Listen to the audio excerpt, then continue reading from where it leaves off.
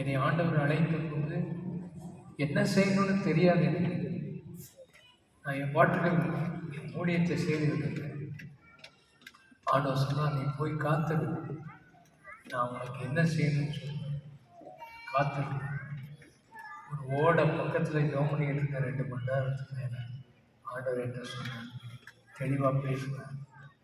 நீ சபை ஊழியத்தை செய், சபையை நீ இந்த தேசத்தில் பெரிய சபை நீ கட்டுவாய்,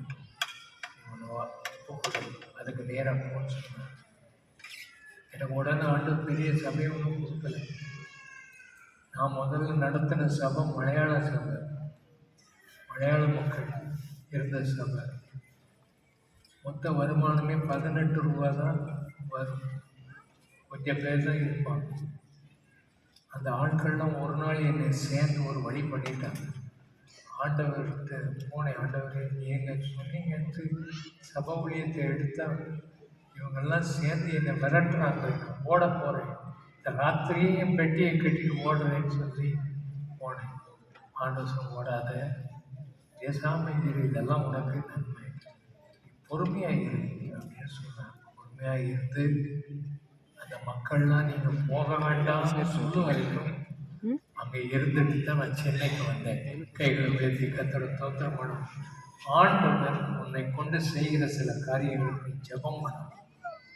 ஜெபம் பண்ணாமல் ஒன்றும் நடக்காது. ஆண்டவர் நீ ஜெபம் பண்ணு. ஜெபம் பண்ணுற விஷயத்தில் ஆண்டவர் என்ன சொல்கிறார், 3 காரியங்களை செய்யுங்கள் என்று ஆண்டவர் சொல்கிறார். 3 காரியம். என்ன காரியம்? கேளுங்கள். சத்தமாக சொல்லுங்கள், கேளுங்கள். அப்பொழுது ஆண்டவர் என்ன செய்வார், கொடுப்பேன்னு சொல்கிறார். கொடுப்பாலும் கொடுக்க மாட்டார். கேளு. உங்கள் தகப்பன்கிட்ட போய் நீங்கள் கேட்டால் கொடுக்க மாட்டாரா?